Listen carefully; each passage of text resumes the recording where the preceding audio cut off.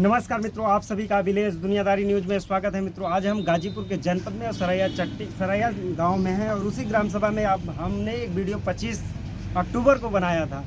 उसी के वीडियो को देखने के बाद तमाम नेता यहां पे लगातार आ रहे हैं। तमाम उस समय नेताओं की गिनती बस 1-2 का था, बस संगीता बलवंत जी बस आई थी जस्ट जिस दिन हमने आया था।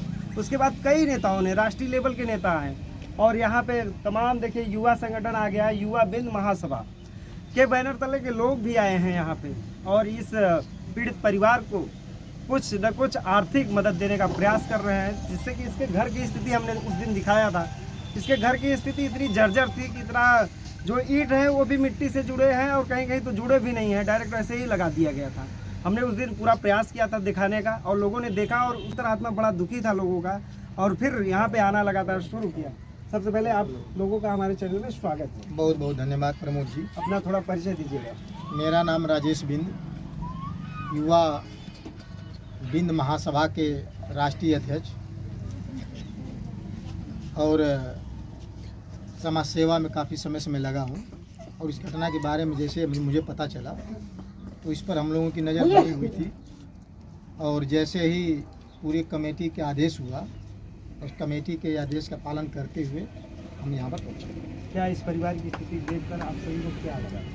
बहुत ही दुख की बात है कि वर्तमान समय में चल रही भारतीय जनता पार्टी की सरकार, जो कि सबसे बड़ी अपने आप को हिंदूवादी राष्ट्रवादी पार्टी कहती है, और जो बिंद समाज है, ख़ास तौर से बिंद समाज भारतीय जनता पार्टी की जो सरकार का सबसे मजबूत तिरंगा झंडा जो है, जो सरकार का मेन पिलर है, उत्तर प्रदेश में बिंद समाज के हाथों में टिका हुआ है। अगर बिंद समाज अगर बीजेपी से हट जाए तो जैसे 2012 से पहले बीजेपी का हालत थी कि 200, 500, 1000 वोट मिलता था उसे विधानसभा में, उस स्थिति पर आ जाएगा। लेकिन बड़ी दुर्भाग्यपूर्ण ये घटना हुई है कि आज वर्तमान में डबल इंजन की सरकार चल रही है, लेकिन फिर भी आज जिस प्रकार से मैंने यहाँ पर जांच पड़ताल किया हूँ, लोगों से पता किया हूँ, तो जो मुख्य आरोपी हैं, जो कि पता चला कि बहुत ही दबंग किस्म के लड़के हैं और वो यहाँ पर खुलेआम घर से बुला करके ले जाके पीड़ित परिवार को वहाँ पर गोली मारा गया और अभी तक उनकी गिरफ्तारी नहीं हो पाई है। जबकि प्रशासन कह रहा है कि 4 लोगों को गिरफ्तार किए हैं, जो कि 4 लोग जो गिरफ्तार किए वो कवरिंग गिरफ्तारी है। जो मेन आरोपी अभी तक गिरफ्तार नहीं हुआ है, बहुत ही दुख की बात है।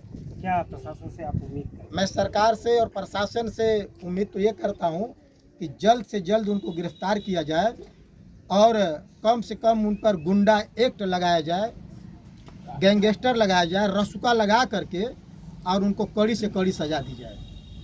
आपने यहाँ पे आए युवा बिंद महासभा संगठन में क्या इस परिवार के लिए सोचा है? युवा बिंद महासभा आरोपियों के अगर उचित कड़ी धारा लगा करके अगर गिरफ्तारी नहीं हुई तो ये आंदोलन युवा बिंद महासभा, सबसे पहले तो हम डीएम और एसपी से मिलेंगे, सभा के माध्यम से ज्ञापन देंगे और अगर ये जो धारा है, अभी ढिलमुल जो धारा लगाई गई है, ये बचाने का प्रयास है।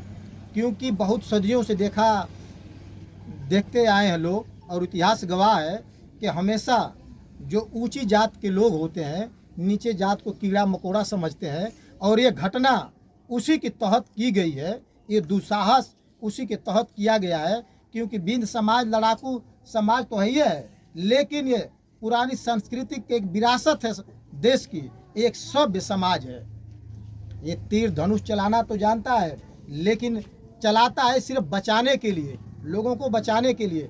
जिस दिन सड़क पर उतर जाएगा तो प्रशासन और सरकार भी हिल जाएगी।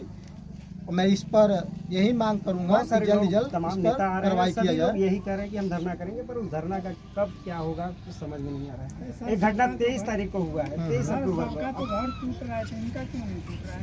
तो इस पे आपका क्या रिएक्शन है? देखिए, युवा बिंद महासभा का गठन अभी करीब 2-4 महीने पहले ही हुआ है और हम लोगों का अभी नया संगठन है और इस संगठन का उद्देश्य ही हम लोग का समाज में लोगों को शिक्षा प्रदान करना है।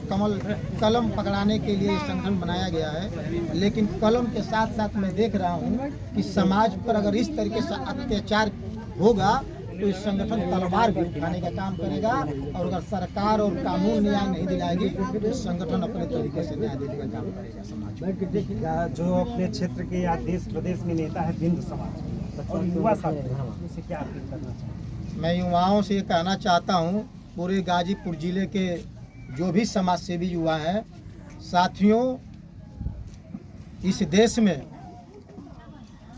सरदार भगत सिंह, चंद्रशेखर आजाद, परम पूज्य बाबा साहब भीमराव अम्बेडकर, अगर ये भी नौकरी और पैसा के पीछे भागते तो ये देश आज़ाद नहीं हुआ होता।